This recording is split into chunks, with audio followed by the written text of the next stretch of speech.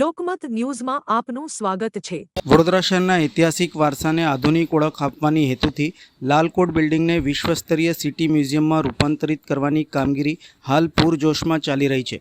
અંદાજે 45 કરોડ રૂપિયાના ખર્ચે હાથ ધરાયેલા આ પ્રોજેક્ટનું આજે રાજ્યના મુખ્ય દંડક બાલકૃષ્ણ શુક્લ, અકોટાના ધારાસભ્ય Chaitanya Desai, mayor Geetaben Makwana, deputy mayor Adityabhai Patel સહિતના આગેવાનોએ સ્થળ ઉપર જઈને નિરીક્ષણ કર્યું હતું। ફેબ્રુઆરી 2025માં શરૂ થયેલી કામગીરી હેઠળ લાલકોટના ઐતિહાસિક સ્વરૂપને જાળવી રાખીને તેને આધુનિક સુવિધાઓથી સજ્જ સિટી મ્યુઝિયમ તરીકે વિકસાવવામાં આવ્યું છે। નિરીક્ષણ દરમિયાન આગેવાનોએ પ્રોજેક્ટની પ્રગતિ, ગુણવત્તા અને સમયમર્યાદાને લઈને અધિકારીઓ સાથે વિસ્તૃત ચર્ચા વિચારણા કરી હતી। Gujarat industrial and technical consultancy organisation લિમિટેડની દેખરેખ હેઠળ અને વામા કોમ્યુનિકેશન પ્રાઇવેટ લિમિટેડ દ્વારા અમલમાં મુકાઈ રહેલા આ પ્રોજેક્ટને શહેરના હેરિટેજ વિકાસ માટે મહત્ત્વપૂર્ણ ગણવામાં આવી રહ્યો છે। મુખ્ય દંડક બાલકૃષ્ણ શુક્લે જણાવ્યું હતું કે વડોદરાની ઐતિહાસિક ઓળખને નવી ઊંચાઈ આપતો આ પ્રોજેક્ટ પૂર્ણ થયા બાદ દેશ વિદેશના પ્રવાસીઓ માટે આકર્ષણનું કેન્દ્ર બનશે। તેમણે જણાવ્યું હતું કે ઐતિહાસિક વારસાના સંરક્ષણ સાથે પર્યટનને પ્રોત્સાહન આપવાનો રાજ્ય સરકારનો પ્રયાસ આ પ્રોજેક્ટ દ્વારા વધુ મજબૂત બનશે। નિરીક્ષણમાં કોર્પોરેશનના પદાધિકારીઓ, સ્થાનિક કાઉન્સિલરો, વોર્ડ પ્રમુખો તેમજ મોટી સંખ્યામાં કાર્યકર્તાઓ પણ જોડાયા હતા। શહેરમાં ચાલી રહેલા વિવિધ વિકાસ કાર્યો વચ્ચે લાલકોટ સિટી મ્યુઝિયમ પ્રોજેક્ટને વડોદરાની નવી ઓળખ તરીકે જોવામાં આવી રહ્યો છે, જે પૂર્ણ થયા બાદ શહેરના સાંસ્કૃતિક અને પર્યટન નકશામાં મહત્વનું સ્થાન મેળવશે।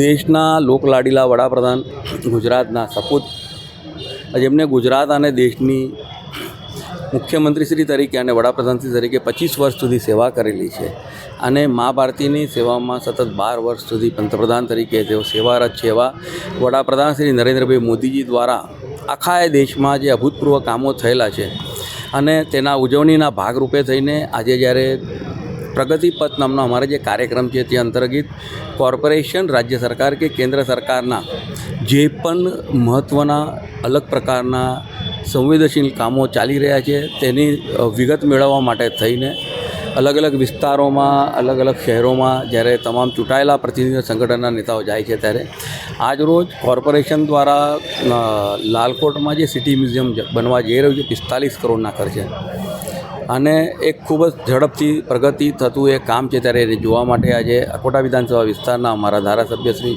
ચૈતન્યભાઈ દેસાઈ, અમારા મહાનગરપાલિકાના મેયર ગીતાબેન અને તેમની ટીમ અને સાથે સાથે અમારા પાર્ટીના મહામંત્રી દીપકભાઈ પડિયાર અને વોર્ડ નંબર 13 અને 14ના બધા જ કાઉન્સિલર મિત્રોને, પૂર્વ કાઉન્સિલરશ્રીઓ અને સંગઠન ટીમ જ્યારે અત્યારે ઉપસ્થિત છે ત્યારે આગામી દિવસોમાં જે વિશ્વના પ્રવાસીઓ અહીં આવે છે અને સ્થાનિક લોકોના માટે પણ એક આકર્ષણની ખૂબ મહત્ત્વની જગ્યા જ્યારે બનવા જઈ રહી છે ત્યારે આ સારા કામ માટે એ વડોદરા મહાનગરપાલિકાને ખૂબ ખૂબ અભિનંદન પાઠવું છું। વડોદરા આપણા સંસ્કારી નગરી અને કલાની નગરી છે અને ઐતિહાસિક ધરોહરો બી એમાં છે અને ઐતિહાસિક ઇમારતો બી છે। તો આજે લાલકોટની આજે અમે મુલાકાત કરવા માટે આવ્યા છીએ। અમારી સાથે સાથે ધારાસભ્ય ચેતન્યભાઈ દેસાઈ, દંડક એવા આપણા બાલકૃષ્ણ શુક્લે અને વોર્ડ નંબર 13 અને 14ના કાઉન્સિલરો અને પૂર્વ કાઉન્સિલરો અને પૂરી ટીમ અમે વીએમસીની પૂરી ટીમ સાથે મળીને અમે નિરીક્ષણ કરવા માટે આવ્યા છીએ।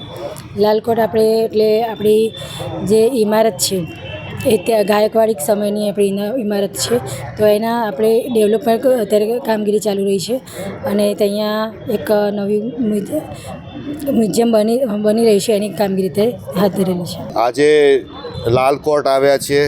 લાલકોટ એટલે આપણી પહેલાં ક્રિમિનલ કોર્ટ હતી અને હવે તેને મ્યુઝિયમમાં પરિવર્તિત કરવાનો પ્રયત્ન કોર્પોરેશન દ્વારા આપણે કરી રહ્યા છીએ। એમાં જે બી આપણો ઇતિહાસ છે, આપણો વડોદરા શહેરનો વારસો છે, એ આખો આપણે જુદા જુદા સેક્શનમાં અહીંયા આગળ ડિપિક્ટ કરવાનો પ્રયત્ન કરીશું અને આવતી આપણી પેઢીઓ એ જુએ અને સમજે કે વડોદરા શહેરનો શું વારસો હતો, શું હિસ્ટોરિક એની ઇમ્પોર્ટન્સ હતું, એ બધું જ આપણે અહીંયા આગળ દર્શાવે એ રીતનો વ્યવસ્થા કરવા જઈ રહ્યા છે। લગભગ 50% કામ પૂર્ણ થયું છે, જે મુખ્ય રીતે બિલ્ડિંગની જાળવણી કહી શકાય કે વર્ષોથી આ બિલ્ડિંગ હતું અને એમાં જે નાની મોટી ખામીઓ હતી એ સુધારવાનો પ્રયત્ન થઈ ગયો છે। હવે એને બ્યુટિફિકેશન કરવાનું ચાલુ કરશે અને એમાં થોડોક સમય જશે, પણ જેટલું બને એટલું વહેલું એ કરી આપશે એવું એમને બાંહેધરી આપેલી છે।